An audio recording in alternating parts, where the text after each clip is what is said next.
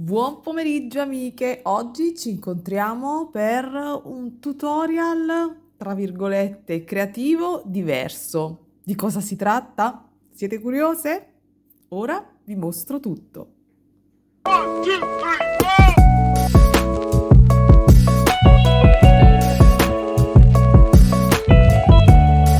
Allora, come sapete, sul mio canale di solito tratto bijou, però sono, diciamo, tra virgolette, una creativa a tutto tondo. Mi piace realizzare tante cose diverse. Volevo realizzare un tutorial da condividere con voi per la festa della mamma. Ovviamente oggi è mercoledì e ho pensato che fare un tutorial di perline o sutage probabilmente non avreste reperito i materiali per quello che volevo proporvi, erano dei tutorial complicati, quindi ho deciso di fare un qualcosa di diverso, di profumoso. Adesso vi dico tutto. Ta-da! Ecco qui.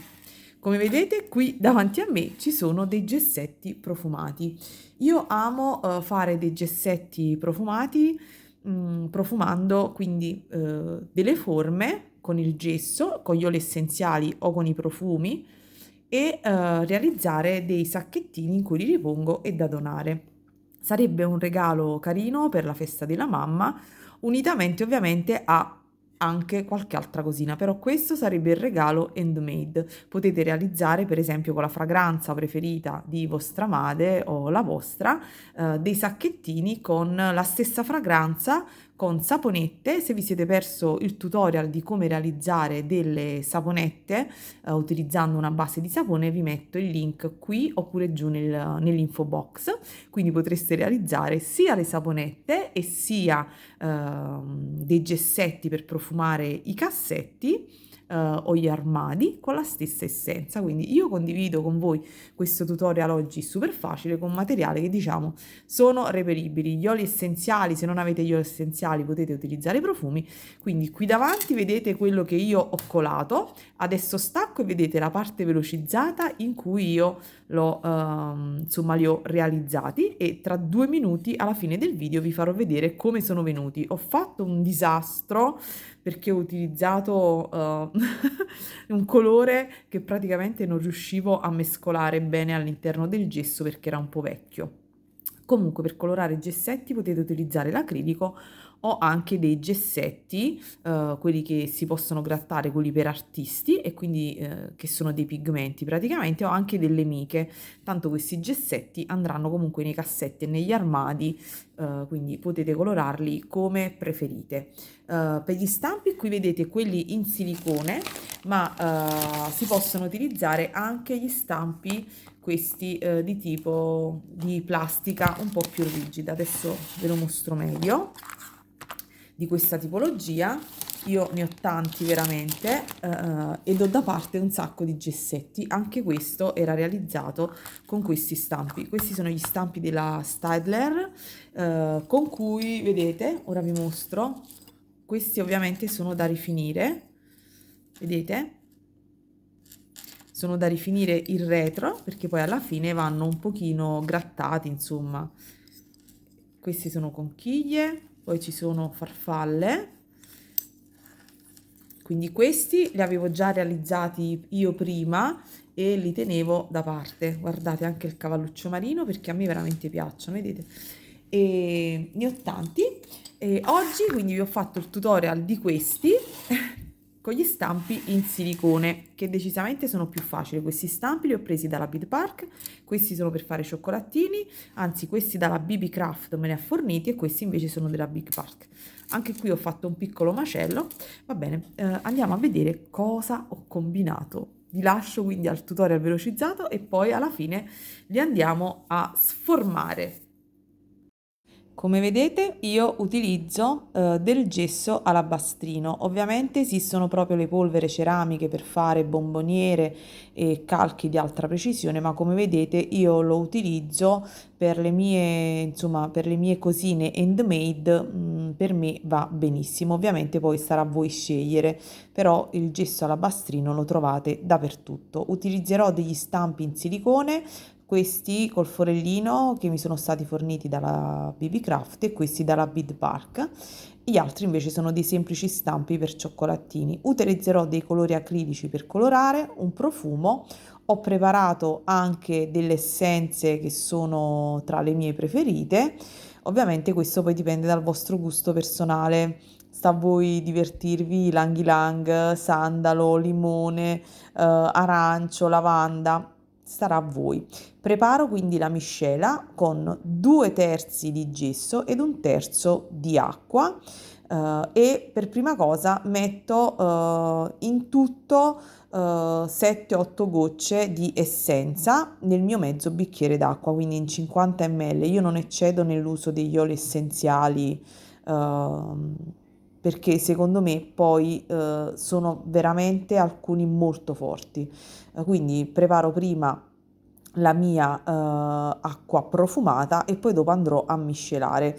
Voglio provare anche gli stampi sottilissimi per vedere il risultato finale. Quando lavorate il gesso, mi raccomando, lavorate molto velocemente perché si indurisce veramente e fa presa nel giro di mezz'ora, quindi dovete essere veloci. Come vedete metto il gesso all'interno dell'acqua e comincio a mescolare e lì comincia il disastro perché utilizzo un colore che praticamente era vecchio e quindi non riesco ad amalgamarlo nella maniera adeguata. Volevo usare il verde, invece ho usato prima l'arancio ed ho fatto il disastro.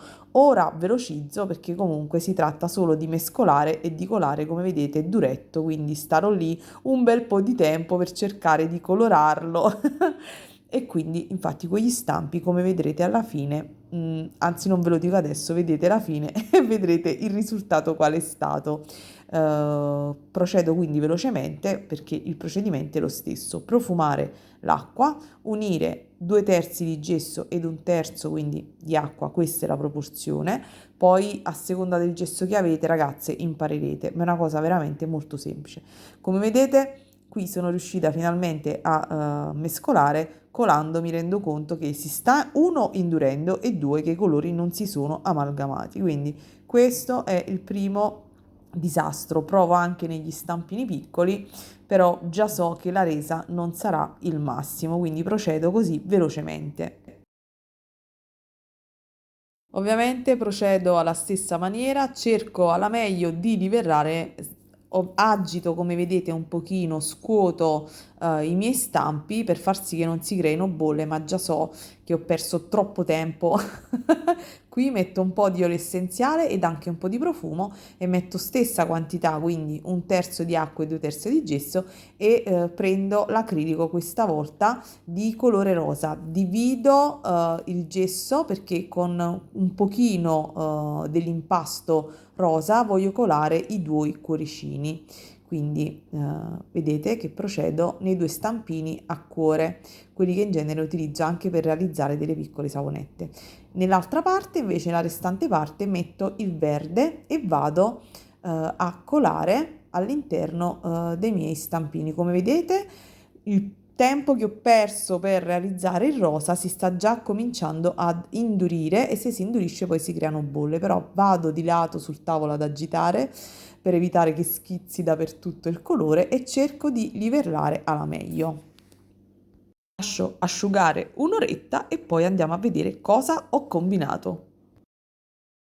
Partiamo dai disastri perché già so tanto che saranno venuti malissimo, anche se è un peccato perché questi stampi forati sono l'ideale per appendere, sicuramente li rifarò, perché l'acrilico non si è mescolato all'interno del colore e quindi diventa tutto veramente difficile e sicuramente potrebbero macchiare. Li metterò, vedete, in un sacchettino di cotone e li metterò da parte per profumare i miei cassetti e poi li cestinerò giusto per sfruttare un po' di fragranza.